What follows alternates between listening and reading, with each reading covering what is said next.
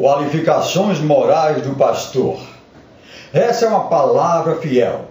Se alguém deseja o episcopado, excelente obra deseja. Convém, pois, que o bispo seja irrepreensível, marido de uma mulher, vigilante, sóbrio, honesto, hospitaleiro, apto para ensinar. 1 Timóteo 3, versículos 1 e 2.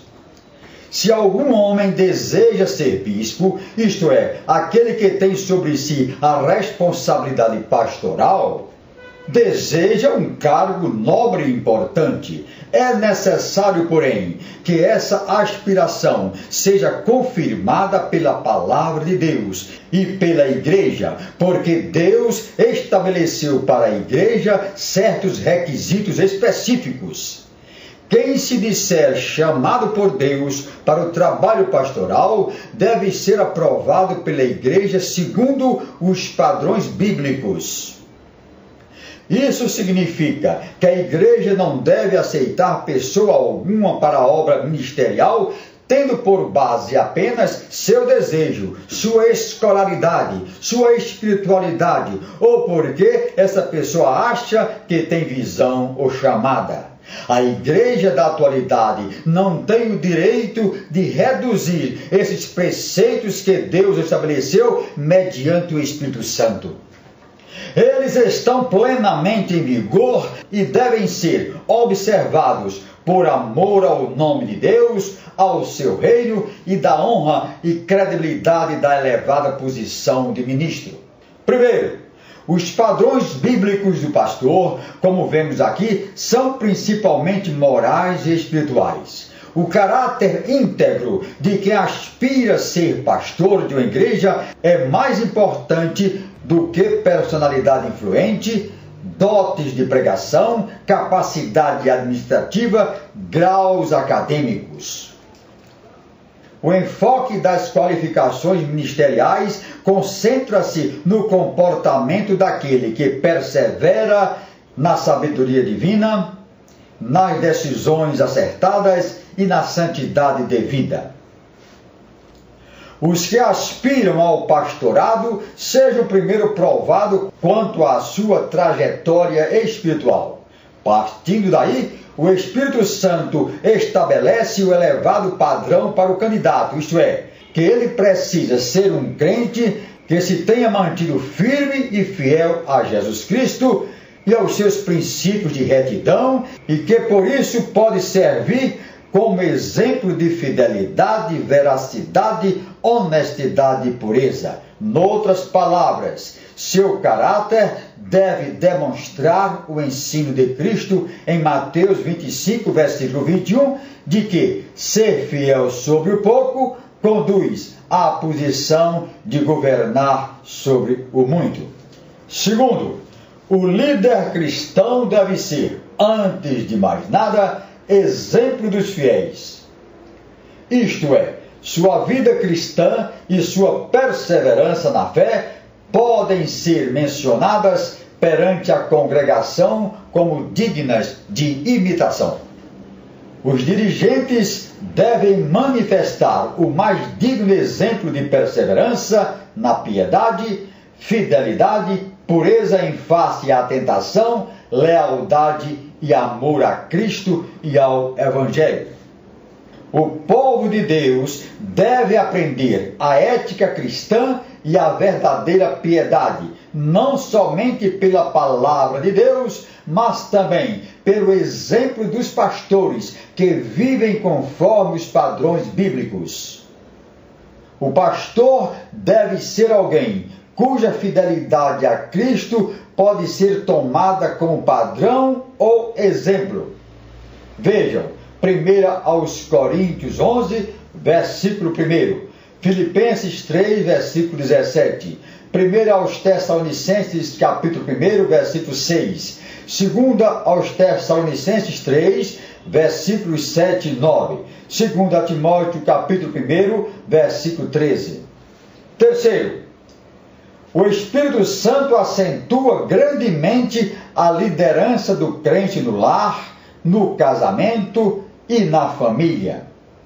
Isto é, O obreiro deve ser um exemplo para a família de Deus, especialmente na sua fidelidade à esposa e aos filhos. Se aqui ele falhar, como terá cuidado da igreja de Deus?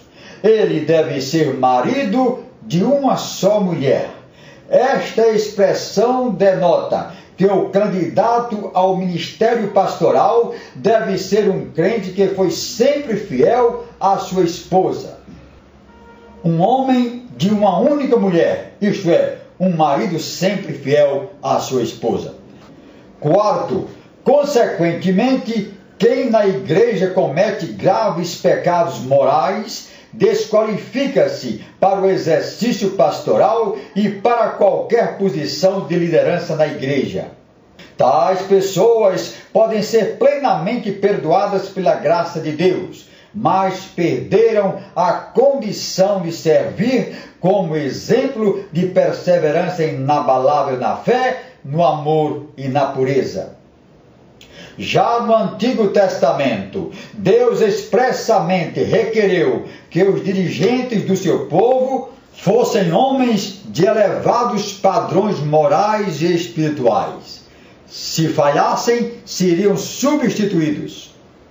Quinto, a palavra de Deus declara a respeito do crente que venha a adulterar que o seu opróbrio nunca se apagará. Provérbios 6, versículos 32 e 33. Isto é, sua vergonha não desaparecerá.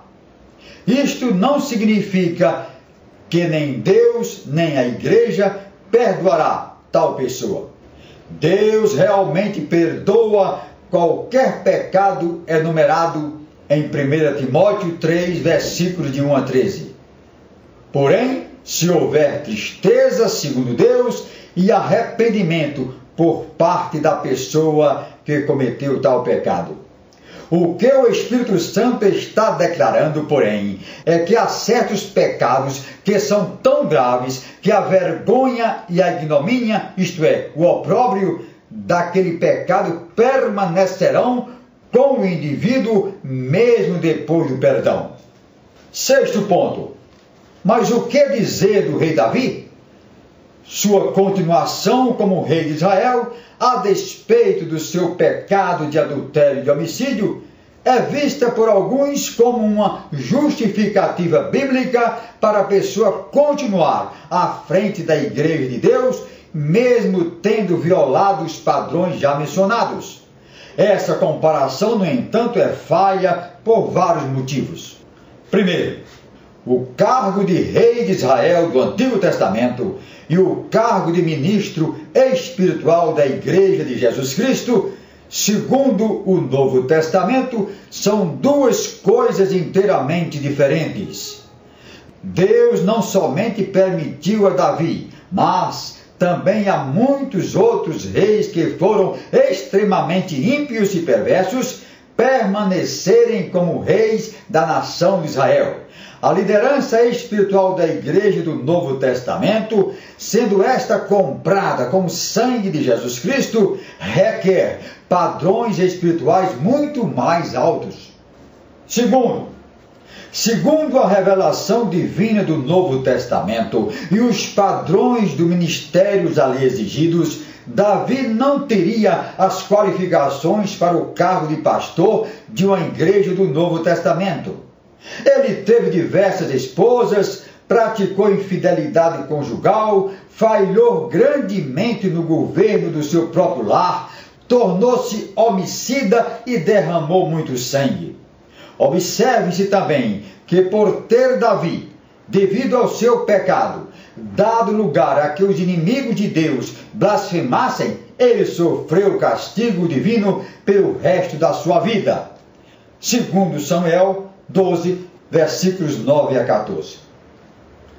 Por último, as igrejas atuais não devem, pois, desprezar as qualificações justas exigidas por Deus para seus pastores e demais obreiros, conforme está escrito na revelação divina. É dever de toda a igreja orar por seus pastores, assisti-los e sustentá-los na sua missão de servirem como exemplo dos fiéis, na palavra, no trato, na caridade, no espírito, na fé e na pureza.